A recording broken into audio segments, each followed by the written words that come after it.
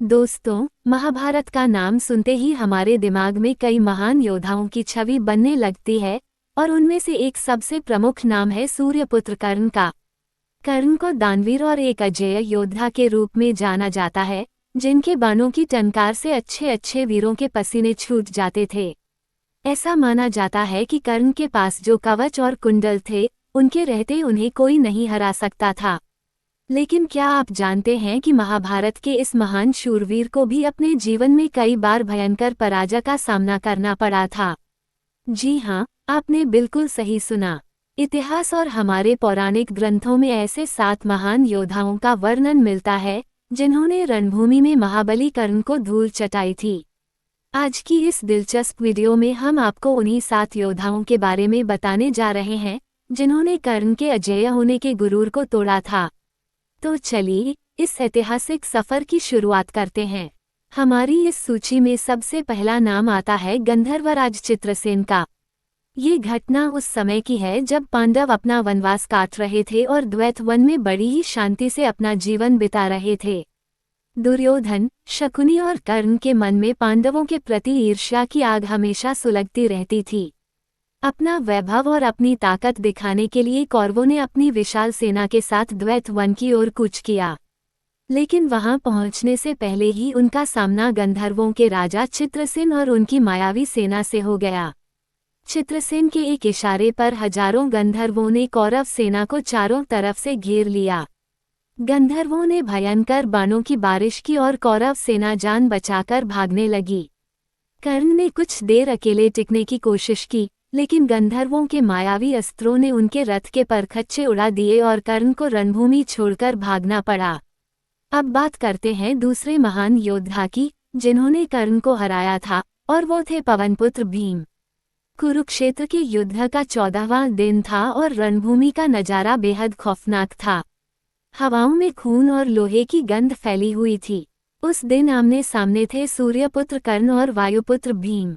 दोनों की आंखों से क्रोध की ज्वाला फूट रही थी। इस दिन दोनों के बीच इतना भीषण युद्ध हुआ कि देखने वालों की सांसें थम गईं। भीम ने अपने भयंकर बाणों और गदा के प्रहार से कर्ण को एक बार नहीं, बल्कि कई बार धूल चटाए। कर्ण एक रथ पर सवार होकर आता, भीम अपने तीखे बाणों से उसे तोड़ डालते। कर्ण दूसरे रथ पर आता, भीम उसे भी नष्ट कर देते।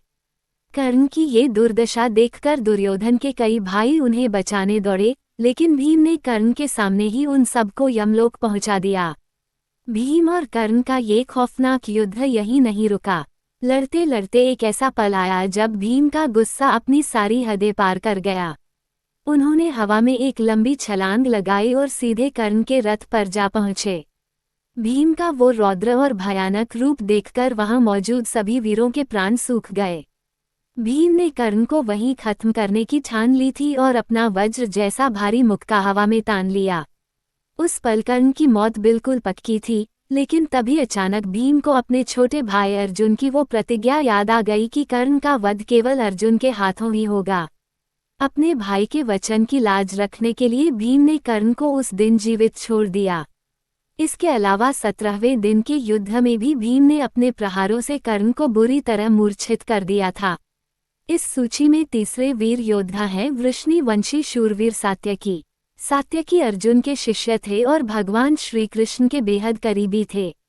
महाभारत के उस खूनी महासमर में सात्यकी और कर्ण का कई बार आमना सामना हुआ था। कुरुक्षेत्र के युद्ध के 12वें दिन सात्यकी के तीखे प्रहारों के सामने कर्ण टिक नहीं पाए और उन्हें हार का मुंह देखना पड़ा। कर्ण की जान बचाने के लिए गुरु द्रोणाचार्य, दुर्योधन और जयद्रथ को बीच बचाव करना पड़ा था। इसके बाद 14वें दिन, जब जयद्रथ का वध हुआ, सात्यकी के बाणों ने फिर से कर्ण को पछाड़ा। 15वें दिन तो सात्यकी ने ऐसा प्रलयनकारी रूप दिखाया कि उन्होंने कर्ण, कृपाचार्य और गुरु द्रोणाचार्य तीनों को एक साथ अपने अस्त्रों से पीछे धकेल दिया। सात्यकी का यह अद्भुत पराक्रम देखकर अर्जुन ने रणभूमि में उनकी खूब प्रशंसा की थी और सभी योद्धा हैरान रह गए थे। कर्ण को हराने वाले चौथे योद्धा थे भगवान श्री कृष्ण और रुक्मिणी के पराक्रमी पुत्र वीर प्रद्युम्न। ये कहानी महाभारत के युद्ध की नहीं है, बल्कि इसका वर्णन हरिवंश पुराण के विष्णु पर्व में मिलता है। कथा के अनुसार निकुंभ नाम के एक भयंकर मायावी असुर और यादवों के बीच एक बड़ा युद्ध छिड़ गया था। उस दुष्ट असुर की मदद करने के लिए कौरव पक्ष से कर्ण, दुर्योधन, भीष्म पितामह, शकुनी और जरासंध जैसे कई महाबली योद्धा एक साथ आ गए थे। दूसरी तरफ रणभूमि के मुहाने पर अकेले खड़े थे वीर प्रद्युम्न। जब सामान्य अस्त्र शस्त्रों से बात नहीं बनी तो प्रद्युम्न ने अपनी मायावी शक्तियों का इस्तेमाल किया। उन्होंने रणभूमि में एक बहुत ही भयंकर और रहस्यमयी गुफा का निर्माण किया और अपने अद्भुत वेग से युद्ध के मैदान में कोहराम मचा दिया। उनका पराक्रम देखकर बड़े बड़े योद्धाओं के पसीने छूटने लगे थे। प्रद्युम्न का वेग इतना भयानक था कि उन्होंने झपटकर कर्ण को पकड़ लिया। कर्ण ने खुद को छुड़ाने के लिए बहुत छटपटाहट की, उछल कूद मचाए और अपने पूरे बल का प्रयोग किया, लेकिन प्रद्युम्न की ताकत के आगे उनकी एक न चली। प्रद्युम्न ने कर्ण को पूरी ताकत से उठाकर जमीन पर पटक दिया। इसके बाद प्रद्युम्न ने भगवान शिव द्वारा दिए गए एक खास पाश यानी एक जादुई रस्सी का इस्तेमाल किया। उन्होंने कर्ण सहित वहां मौजूद सभी कौरव महारथियों को उस रस्सी से बांध दिया। फिर वे उन सबको घसीटते हुए अपनी बनाई हुई उस मायावी गुफा तक ले गए और अंदर फेंककर सबको बंदी बना लिया। ये घटना साबित करती है कि धर्म और सच्चाई की ताकत के सामने कितना भी बड़ा अहंकार हो, उसे एक न एक दिन घुटने टेकने ही पड़ते हैं। प्रद्युम्न की इस विजय ने कर्ण के अजेय होने का भ्रम तोड़ दिया था। हमारे पांचवें योद्धा हैं पांचाल देश के राजा द्रुपद। ये घटना तब की है जब पांडव और कौरव कुमार अपनी अस्त्र विद्या की शिक्षा पूरी कर चुके थे। गुरु द्रोणाचार्य ने अपने सभी शिष्यों को बुलाकर गुरु दक्षिणा के रूप में राजा द्रुपद को बंदी बनाकर लाने को कहा। गुरु का आदेश मिलते ही दुर्योधन, कर्ण और अन्य कौरवों ने अपनी पूरी सेना के साथ पांचाल देश पर हमला बोल दिया। लेकिन राजा द्रुपद का रण कौशल इतना गजब का था कि कौरव सेना उनके सामने ज्यादा देर टिक नहीं सकी। द्रुपद ने अपने धनुष से बाणों की ऐसी खतरनाक मारकाट मचाई कि कौरव सेना चीखती चिल्लाती हुई भागने लगी। द्रुपद के तेज तीरों ने कर्ण को अपना निशाना बनाया और कर्ण के शरीर को बुरी तरह घायल कर दिया। खून से लथपथ महाबली कर्ण को अपनी जान बचाने के लिए रथ से कूदकर रणभूमि से भागना पड़ा। कर्ण को रणभूमि में धूल चटाने वाले छठे योद्धा थे अर्जुन के वीरपुत्र अभिमन्यु। कुरुक्षेत्र युद्ध के 13वें दिन गुरु द्रोणाचार्य ने चक्रव्यूह की रचना की थी। उस खतरनाक व्यूह को भेदकर अंदर घुसने वाला केवल एक ही योद्धा था, वो 16 साल का युवा शेर अभिमन्यु। चक्रव्यूह के भीतर अभिमन्यु और कर्ण की कई बार भयंकर भिड़ंत हुई। उस दिन अभिमन्यु के बाणों में ऐसा गजब का वेग और तेज था कि उसने हर बार कर्ण के चलाए हुए अस्त्रों को हवा में ही काट दिया। कर्ण जैसे महान योद्धा को उस दिन एक बालक के सामने पीछे हटने पर मजबूर होना पड़ा। अभिमन्यु ने अपनी वीरता का ऐसा अद्भुत प्रमाण दिया कि पूरी कौरव सेना और कर्ण सहित कोई भी बड़ा महारथी उस अकेले बालक के सामने आमने सामने की लड़ाई में टिक नहीं पाया था। उस दिन कर्ण को भी अभिमन्यु का लोहा मानना पड़ा था। इस सूची में 7वें और सबसे प्रमुख योद्धा है स्वयं अर्जुन। अर्जुन ने कर्ण को एक बार नहीं बल्कि 2 बार हराया था। पहली बार जब पांडव अपना अज्ञातवास काट रहे थे, तब कौरव सेना ने विराट नगर पर हमला किया था।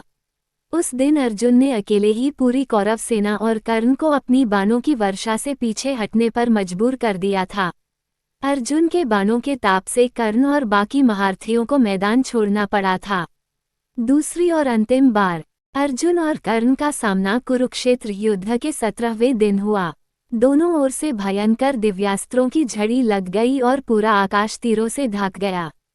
कर्ण ने अपने सबसे घातक अस्त्र चलाए, लेकिन अर्जुन के अचूक प्रहारों ने उन्हें काट दिया।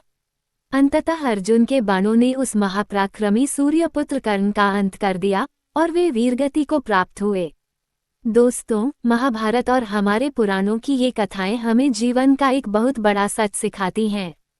समय के चक्र के आगे दुनिया का कोई भी इंसान, चाहे वो कितना भी बलशाली क्यों ना हो, हमेशा अजेय नहीं रहता। घमंड और अधर्म का साथ देने वाले को एक न एक दिन हार का सामना करना ही पड़ता है और अंत में जीत हमेशा धर्म और सच्चाई की ही होती है। हमने इस वीडियो में जो भी कहानियां आपको बताई हैं, वे सभी प्रामाणिक ग्रंथों और उनके अनुवादों पर आधारित हैं। उम्मीद है कि आपको महाभारत के इस अनसुने पहलू को जानकर बहुत मजा आया होगा। अगर आपको हमारा यह वीडियो और इसमें दी गई जानकारी पसंद आई हो तो इसे लाइक और शेयर जरूर करें। साथ ही ऐसी ही शानदार और प्रामाणिक धर्म कथाओं के लिए हमारे चैनल को सब्सक्राइब करना न भूलें। मिलते हैं अगले वीडियो में, तब तक के लिए सनातन धर्म की जय हो।